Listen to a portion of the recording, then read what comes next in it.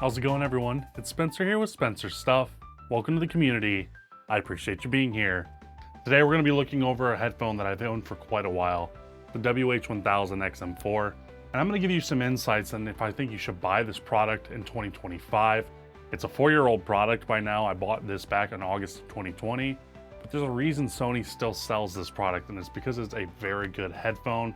I'm going to go over everything, including the durability, the fit and finish of it, if it's still worth buying for the noise canceling as well as the sound quality, and then a few of the tweaks that I made along the way to make these headphones my own and even more enjoyable.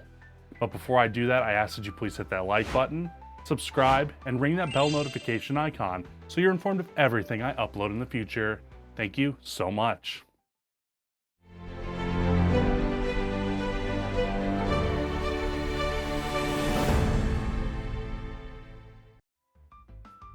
So the first thing I want to talk about with the WH-1000XM4 is the sound quality. Now, out of the box, I find it to be pretty muddy, honestly. I know there's a lot of people who praise it, but for me personally and the music that I listen to, it really was not sufficient.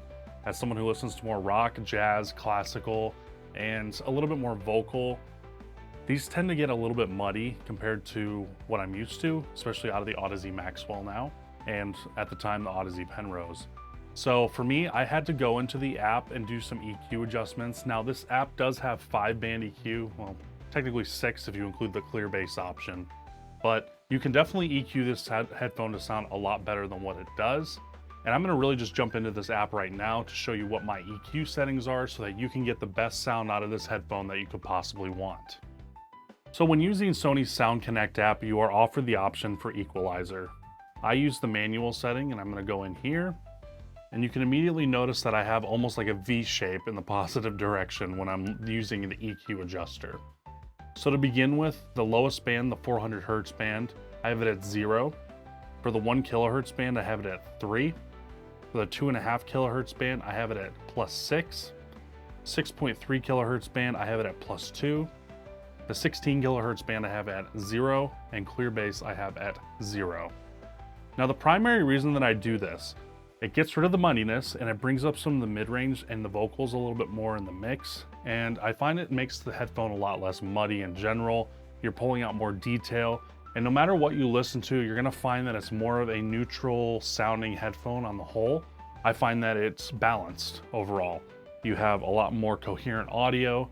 And no matter what genre you listen to, I find that this mix is perfect for sound quality. I think if you are someone who really does enjoy jazz, some classical, rock, everything else, you're going to enjoy these EQ settings. Now, if you're someone who's more of a bass head, up to you. You can increase the 400 Hertz band as well as the clear bass option, maybe 1 or 2 clicks. I would probably stay at 1 at the most because you're going to end up making these muddy again if you keep boosting stuff up and down. But yeah, those are my EQ settings. And I think once the EQ settings are done, the overall sound quality of the product gets much better. Now, getting into comfort, I consider this to be the second most important thing behind sound quality. Some people might flip it and say comfort is more important than sound quality, but I'm a different kind of person, I guess. Throwing these on, I love how low profile they are still. For a 4-year-old headphone going on to 5 years old, they still look great, they're coherent. And you're gonna see as I pan around and show bits and pieces of this headphone on my head, how nice they look. They're low profile, they don't stick out like a sore thumb. And overall, I have big ears and I find that it's comfortable. I don't feel like my ears are compressed too much. And the clamping force on these headphones is great. They have a ton of swivel in them, which is great. That's what you want. You can fit them around your neck without much of a problem if you need to. I obviously have a pretty fat neck, but if you're a smaller necked person, it works out just fine. And overall, the fit and finish, the quality, and the comfort on these headphones is more than sufficient. One other thing I have to bring up, if you have a longer head, you have quite a bit of looseness that you can use. So that if you want to make it fit your head specifically, you can. Like for instance, I use 3 clicks on my left side and 4 clicks on my right side so that I can get the perfect sound for me. And I think overall you're going to be very happy with the quality of this product when it comes to comfort. So talking about the usability and features of this headphone, we're gonna just start off with the left side of the headphone. On the left ear cup, you have an NFC chip, which allows you to tap your phone to connect directly to the headphone for the first time, so you don't have to do the whole Bluetooth setup process. That being said, once it is connected, it'll just reconnect to whatever previous device you had. The nice thing about this NFC chip is if you're trying to connect it with someone else's phone, you can just give it to them, give them the headphone, and they can tap their phone real quick, and then you don't have to go through the whole Bluetooth connection thing. There is also multi-point pairing, but there's a stipulation with that, and I'll talk about that in a minute. The headphone also has the power button as well as a custom button, and I personally use the custom button for my G Assistant, if you know who that is. Don't want to set that off. And the power button works just like a power button. You hold it down to turn it on. You can click it once and it will tell you your battery levels.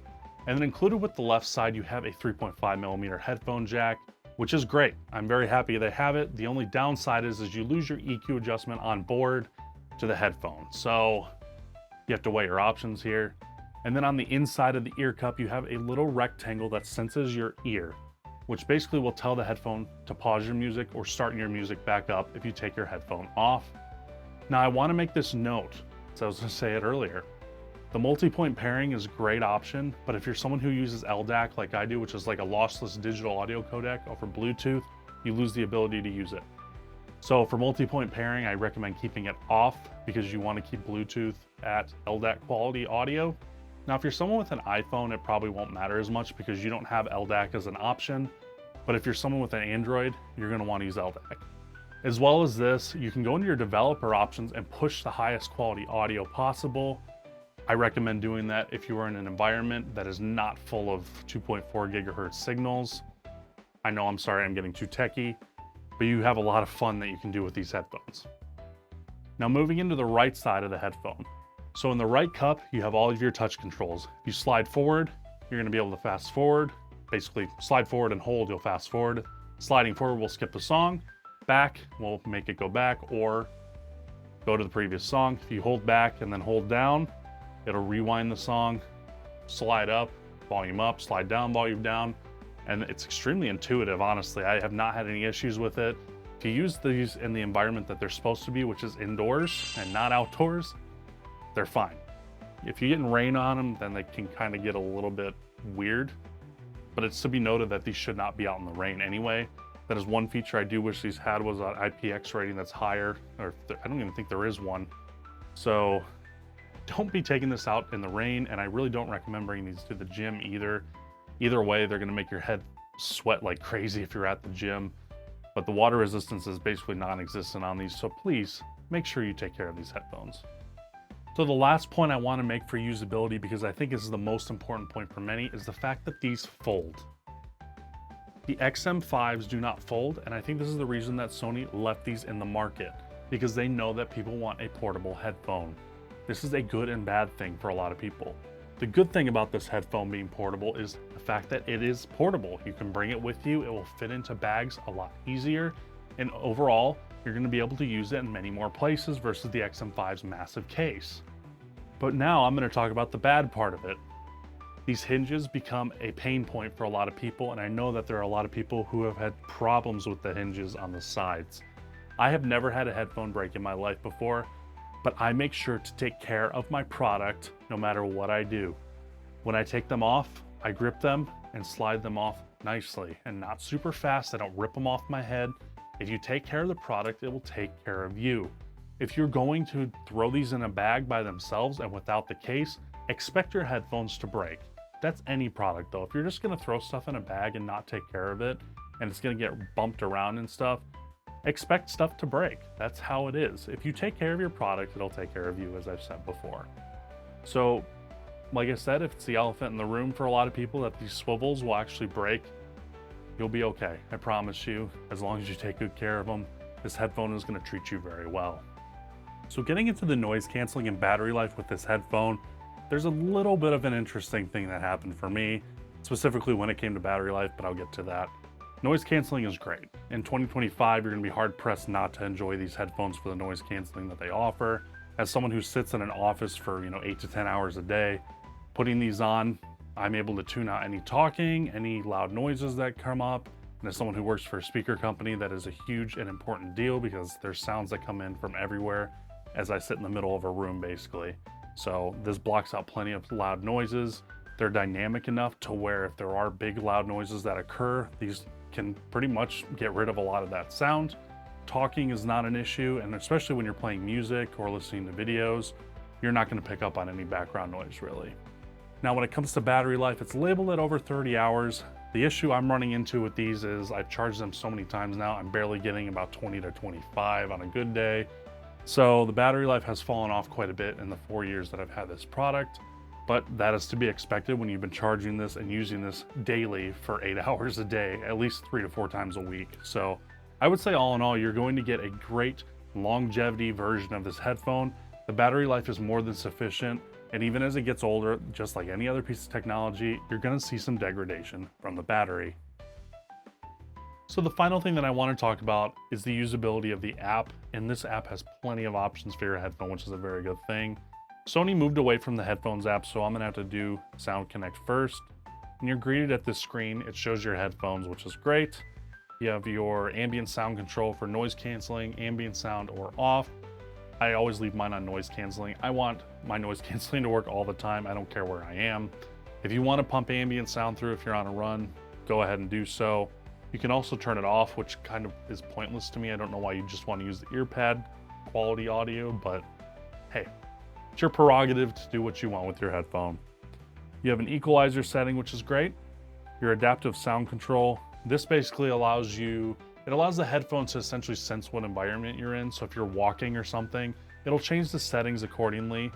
I always leave this off because I always have noise canceling on. That's just how I am. I personally have other earbuds and headphones that I use for if I'm out and about so that I can hear everything naturally. But if you're someone who wants to pump noise or have the adaptive sound control on when you're walking, go right ahead. You have multi-point pairing, which I talked about earlier. You lose the quality for LDAC, but you can connect multiple devices. It's a trade-off. I personally only have one device connected at a time most of the time, so that's okay. Speak to chat. Basically, this is an option where the headphone will recognize if you're trying to talk to someone, and it will take the music, bring it way down, and then allow the ambient sound to come in. As a respect factor, I do not use this mode. I don't have a reason to. I just either slide my headphone back if I'm talking to somebody, or I take the headphone off in general to show respect to the person that I'm talking to. But if you're someone who wants to use speak to chat, feel free. You have your settings here for your music, which I don't know why you'd control your settings out of this app, but that's okay. Now going into the general device settings, you pretty much have everything that you looked at prior, but it's in more detail. You have a noise canceling optimizer as I scroll down here. I do recommend using this if you're someone who's on the move a lot because it will actually measure atmospheric pressure, which is very nice to have, especially if you're flying a lot. You have your EQ. You have a find your EQ option as well. This will basically do a dynamic test to see what kind of EQ works best for your ear. You have 360 audio, which is kind of gimmicky in my opinion, but there's some good stuff out there if you want to pay for it. There's a sound quality mode. I like this setting. I like that you can prioritize sound quality or prioritize a stable connection. I do prioritize sound quality myself, but the option is there. And then last, there's DSEE Extreme, which this is basically a digital enhancer for music. It'll measure like the high frequencies and the cutoffs in MP3 files and try and restore those dynamically. I have this off because I have a Sony Xperia, so my device already does this feature, but I do recommend turning it on if you don't have an Xperia device. And then in the system settings here, you have more options for multi-point pairing, touch sensor panel. You can control, basically you can say to turn off the touch sensor. And then there's automatic power off, so that it'll turn off if you have your headphones off for a certain period of time. You can set the pause option so that if you take your headphones off, the music will pause or whatever you're watching. And then you can also have software updates through this app. There's a discover mode, which I don't use. And then your basic menu. And overall, the app is usable. I mean, there's plenty of options here for you to work with. You can name your headphones, you can do whatever you want with them and make them your own based off of your lifestyle. So even in 2025, this is a very dynamic headphone that allows you plenty of options for usability. So in conclusion, when looking at the WH-1000XM4, are they still worth purchasing in 2025? Being that they came out in 2020, you'd think that these would feel old, but there's a reason Sony still sells them. They're a popular headphone because they're a great headphone. you are not going to be sad if you buy this product. Now for the price that they're at now, I would say it's a tough push, but with the WH-1000XM6 coming out, you might be able to get a very good clearance deal on these headphones and save a little bit of money.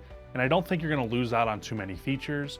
If you're an Apple user, I think that these are a great option because some of the features I talked about earlier, such as the multi-point pairing, is not really going to apply to you. I think the sound quality can be greatly improved, obviously, with EQ, but the fact that you are able to EQ them to the point that you are allows for dynamic sound that is great out of these headphones, as well as this. I find that the comfort, the fit and finish, and the usability of the overall product, and the app especially, is great with this headphone. You are not going to be disappointed using this headphone, and even if you get them in a good deal and use them up into the WH-1000XM6 goes on sale or something, I think you're going to really enjoy them. I really love the portability of them, and I find that if you take care of them, they'll remain durable and do great things for you. If you all thought this video was helpful and have been debating WH-1000XM4 as the headphone for you, please leave it down in the comments. I would love to hear from you. If you have any questions as well, once again, leave them in the comments. I appreciate you watching this video. I hope you have a great day, great evening, whatever it might be in your area, and I will talk to you all later. Thank you all so much.